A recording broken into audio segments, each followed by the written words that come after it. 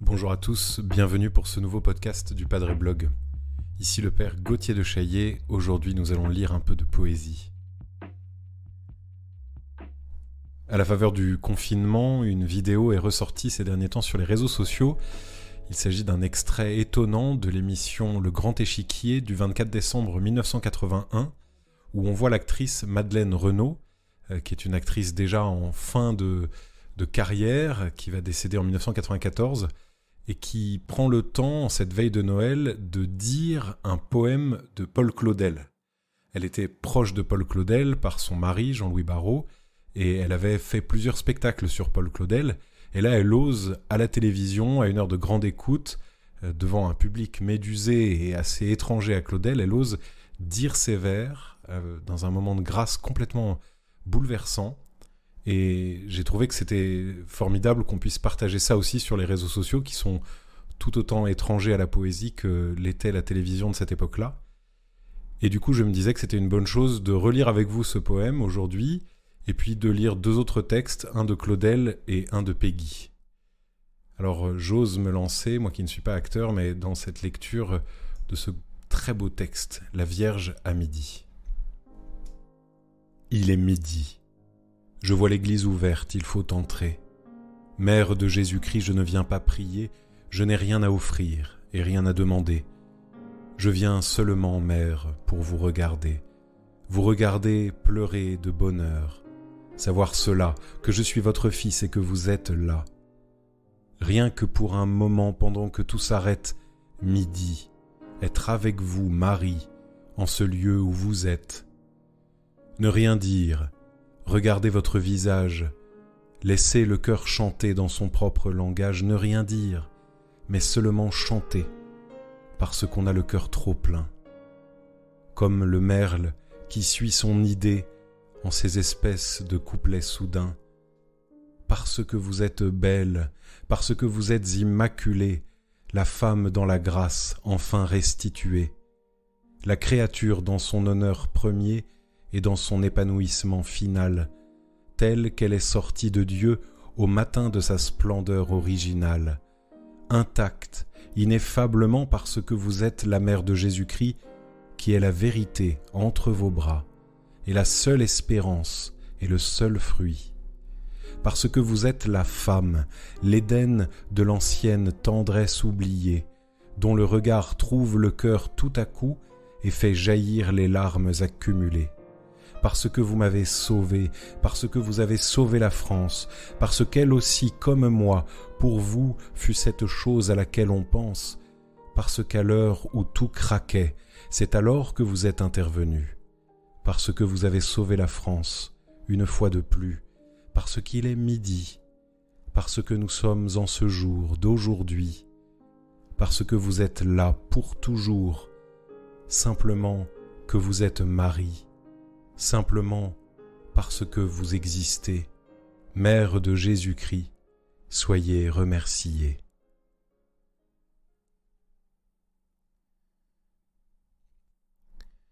Alors maintenant, un deuxième texte de Paul Claudel qu'on trouve dans le même recueil que La Vierge à midi, ce recueil qui s'appelle « Autres poèmes durant la guerre ». Alors c'est un texte qui est un peu exigeant, c'est un texte qui est un peu long et qui parle de ce contexte, donc on est en août 1915, ce contexte en pleine guerre où malgré tout la nature porte du fruit, malgré tout le monde continue à avancer et où Claudel veut dire qu'il faut que le sacrifice de ceux qui sont morts porte du fruit et que ceux qui vivent en soient dignes. Il y a toute cette mention aussi dans le texte de ce monde qui a changé, du bruit, de la vanité qui se sont effacés pour laisser place à la solennité de la guerre.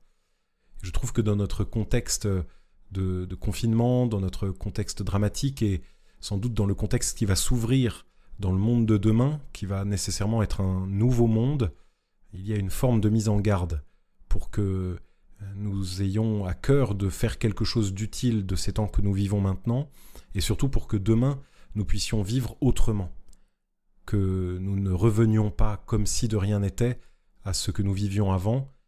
il y aura eu ce moment historique que nous sommes en train de vivre, et il faudra en être digne quelque part. Nous ne sommes pas du tout à la fin de la crise, et sans doute que beaucoup seront morts à la fin de la crise, et quelque part ce sera un hommage à leur faire que de faire en sorte que leur vie n'ait pas été perdue en vain. Surtout les vies des soignants qui donnent véritablement leur vie comme sur le front et qui la perdent pour sauver d'autres vies. Alors voilà ce texte que je vous propose une fois de plus, il est un peu long, j'espère que vous aurez le courage de l'écouter jusqu'au bout et que vous arriverez à le suivre. C'est un texte magnifique, c'est Paul Claudel, c'est la grandeur de la poésie qui est capable de dire des choses tellement plus puissantes que les discours. Donc je me tais et je le laisse lui parler. De quoi est fait le pain que nous mangerons cette année? De quoi la grappe, sous la feuille mal sulfatée qu'octobre va nous apporter? De quoi ces fruits qui s'alourdissent à la branche? De quoi plient ces branches accablées sous un fait chaque jour plus lourd?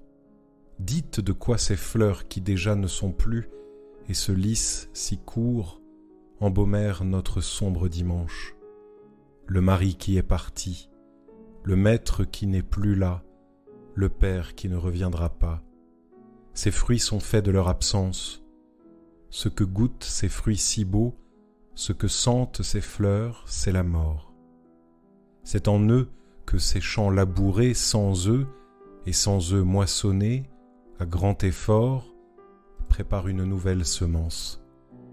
Qui sème dans les larmes, nous dit-on, allégresse pour lui au temps de la provende, et certes, nous n'avons pas fait notre sillon dans le rire. Mais ce que nous récoltons aujourd'hui, supérieur à notre demande, ce qu'on nous donne à emporter pas à pas, c'est une chose si grande que nos bras n'y peuvent suffire. Plus lourd qu'une gerbe de blé, l'homme tombé que son camarade rapporte entre les fils de fer. Plus lourde qu'un char surchargé, ses craquantes prolongent dans la nuit par fils qui nous reviennent de la Veuvre et de l'Isère. Plus large qu'aucun silo, la place qu'il nous faut faire aux dépouilles d'une seule journée. Plus lourd que le ciel et la terre, plus pesant dans les plateaux de la justice, l'homme qui a posé sa vie pour ceux qui l'aiment. Plus lourd que de l'or à la banque, le poids plein, sans manque et sans artifice, car quoique l'amour et le devoir exigent, il n'est pas de plus grand sacrifice que de s'être donné soi-même. Quoi que la France exige de nous, qui a le droit d'exiger tout, il n'est prix que nous n'ayons payé. Voici pour vous le pain et la paix, pour vous la vie et pour nous la mort.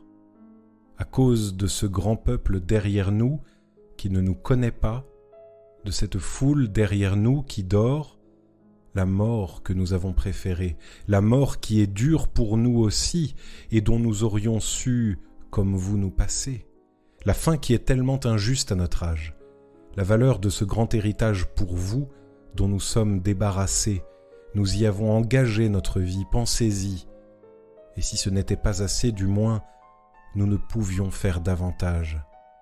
Cette grande moisson, à quoi vous pouvez à peine suffire, c'est nous qui vous l'avons donnée.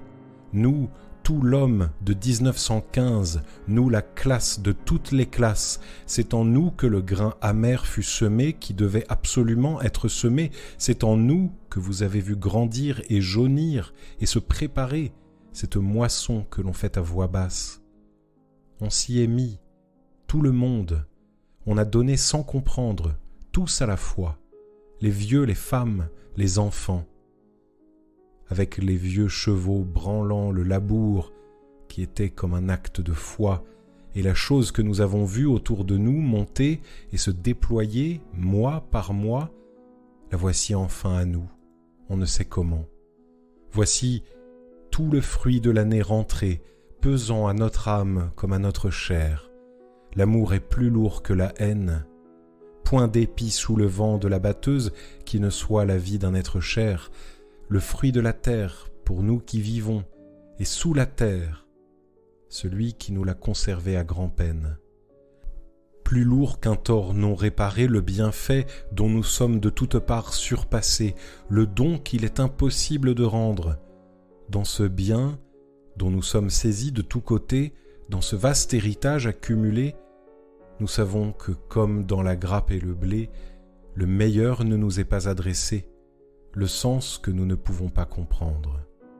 On nous a donné le corps, c'est fait, mais pour l'âme, c'est une autre histoire. Mangez ce pain qui est fait de notre chair, mais la chose que nous avons vraiment donnée, qui est-ce qui est capable de la recevoir? Ni vous, ni ce qui fut notre patrie, ni ce que vous appelez la gloire ne suffisent à la contenir tout entière. L'inspiration de donner sa vie hors de tout, comme celle même de la créer tout à coup, irrésistible et nécessaire, gratuite, comme la grâce de Dieu. La patrie qui se referme derrière nous, quelque chose tout à coup devant nous qui s'ouvre et qui se dessert, la générosité, passionnément, de ce qui n'était que du sang et de la chair, qui se volatilise dans le feu. Dieu a pris l'âme, il nous reste le corps et le fruit, de nouveau pour le semer, et de nouveau le grand dessein de Dieu incompréhensible à labourer.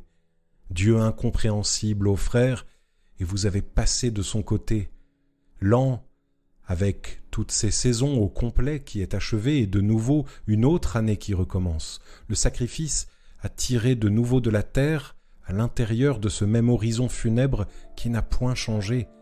La lutte sur place depuis 1 an, sans changement et sans avance. La lutte et la prière sur place depuis 1 an. L'agonie sur place depuis 1 an. Et Dieu depuis 1 an qui n'a fait aucun mouvement. La tuerie sur la même ligne, jour et nuit.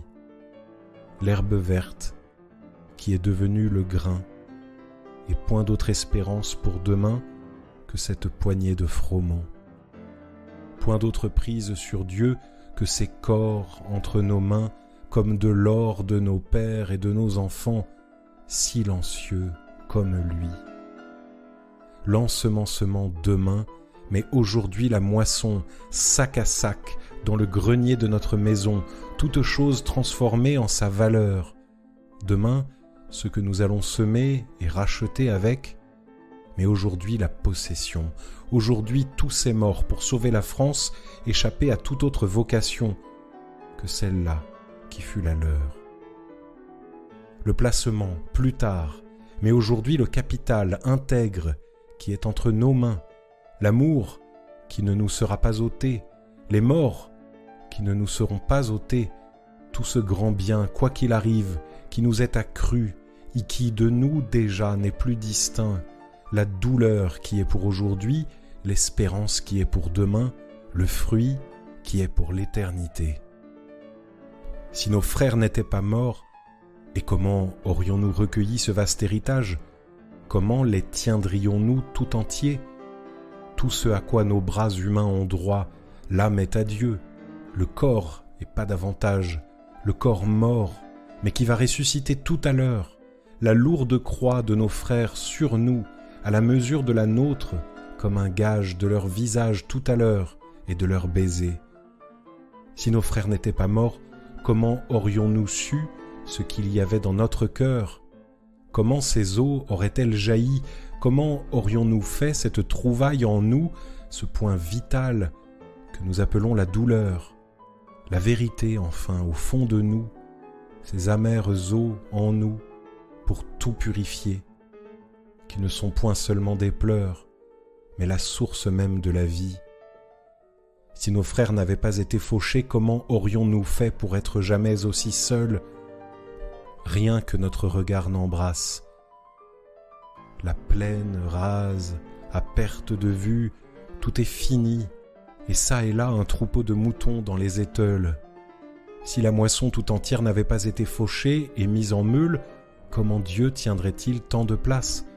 Ce n'est plus seulement au-dessus des champs maintenant que le ciel en triomphe avec tous ses peuples est déployé, les villes aussi, chaque soir, comme une ouvrière économe, comme une veuve qui baisse sa lampe pour prier, voit par bout entre les maisons quelque chose de nouveau là-haut, ces lumières fidèlement là-haut, avec lesquelles il fait si bon de pleurer et de veiller, quand tout où nous sommes est noir. Fini le tintamarre des réclames lumineuses et la pétarade commerciale qui nous poursuit jusqu'au fond des parcs. Fini le coup de poing dans les yeux d'affreux théâtres qui s'allument et la morne fascination des lampes à arc. Fini les coupoles et les cylindres des halles à exposition d'où un feu pourpre ou vert s'irradie et la boue même sous nos pieds qui luit comme de l'or et de l'acajou, seule brille éternellement au-dessus de nos petites lampes laïques, au ras du sol, surmontées de chastes abat-jours, ces étoiles qu'on voulait éteindre.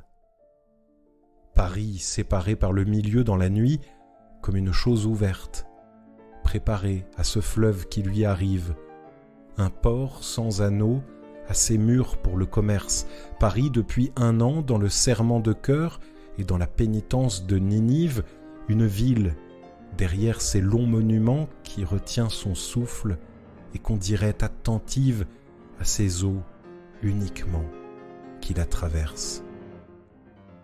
Du moins, il n'y a plus la lumière de l'homme sur nous pour nous éblouir. Du moins, il n'y a plus les œuvres de l'homme sur nous pour nous empêcher de respirer.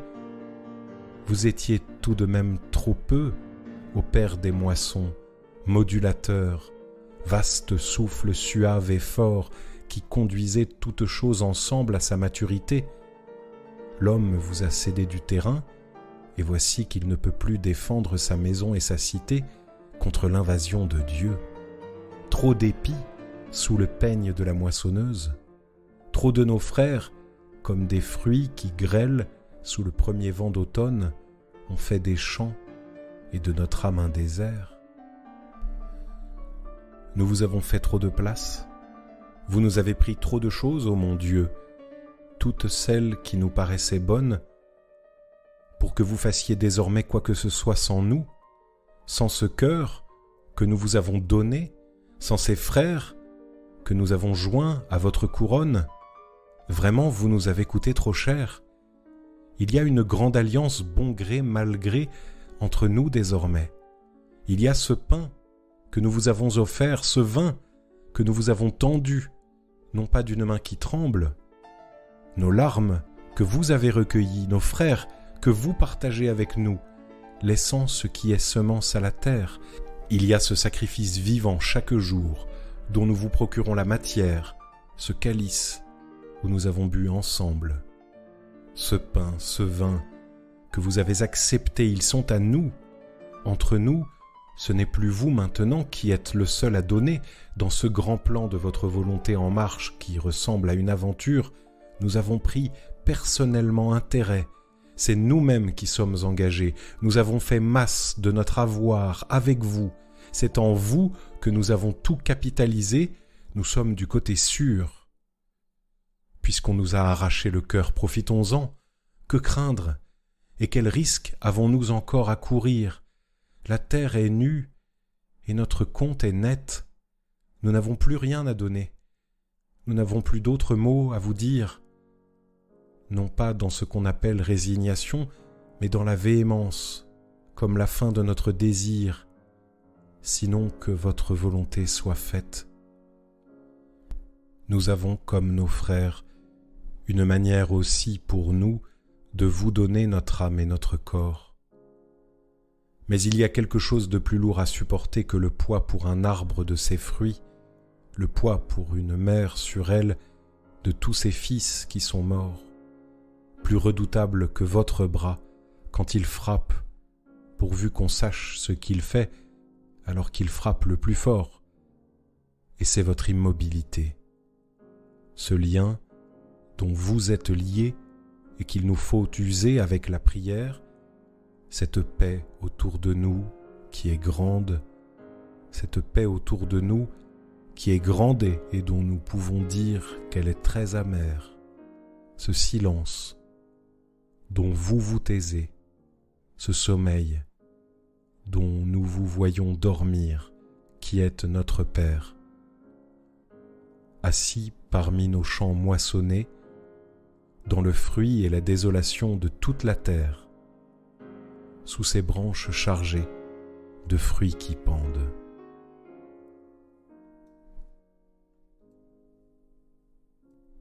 Et je laisse à présent Paul Claudel pour Charles Péguy, pour vous lire ce poème bien connu, la présentation de Paris à Notre-Dame.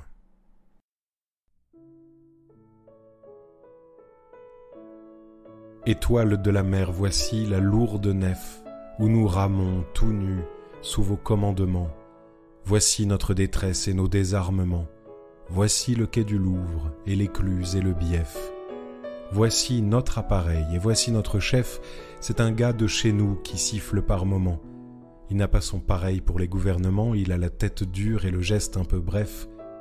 Reine qui vous levez sur tous les océans, vous penserez à nous quand nous serons au large. Aujourd'hui c'est le jour d'embarquer notre charge, voici l'énorme grue et les longs meuglements. S'il fallait le charger de nos pauvres vertus, ce vaisseau s'en irait vers votre auguste seuil plus creux que la noisette après que l'écureuil l'a laissé retomber de ses ongles pointus. Nul ballot n'entrerait par les panneaux béants et nous arriverions dans la mer de Sargasse traînant cette inutile et grotesque carcasse et les Anglais diraient ils n'ont rien mis dedans. Mais nous saurons l'emplir et nous vous le jurons. Il sera le plus beau dans cet illustre port, la cargaison ira jusque sur le plat-bord, et quand il sera plein, nous le couronnerons. Nous n'y chargerons pas notre pauvre maïs, mais de l'or et du blé que nous emporterons. Et il tiendra la mer, car nous le chargerons du poids de nos péchés payés par votre Fils.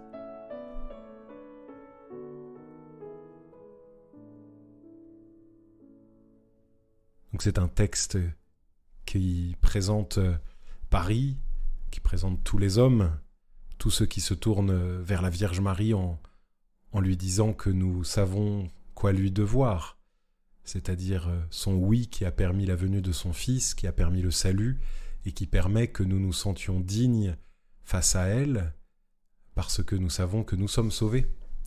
Le risque dans la foi catholique, ce serait d'avoir la Vierge Marie tellement haut que nous nous sentirions écrasés, mais la miséricorde de Dieu fait que nous sommes relevés par la beauté de celle qui tourne son regard vers nous. C'est le sens de ce texte et c'est aussi toujours le sens de notre foi, d'essayer de se montrer digne, d'essayer d'être valeureux parce que notre vie a une telle valeur aux yeux de Dieu.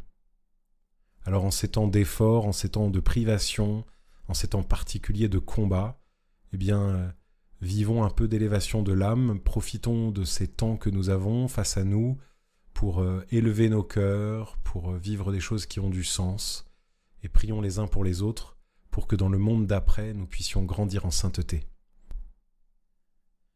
Merci d'avoir écouté ce podcast Pas comme les autres. Merci d'être fidèle au rendez-vous du Padre Blog. Je vous rappelle que vous pouvez nous retrouver pendant ce temps de confinement, tous les soirs à 17h sur YouTube pour un live. Les prêtres du Padre Blog se succèdent les uns aux autres pour vivre ce temps en contact avec vous. N'hésitez pas à nous rejoindre. Abonnez-vous sur notre chaîne YouTube, notamment en activant la cloche. Abonnez-vous ici sur les lieux où vous trouvez ce podcast pour pouvoir suivre les prochains contenus, pour ne pas les manquer. Et moi, je vous dis à très bientôt.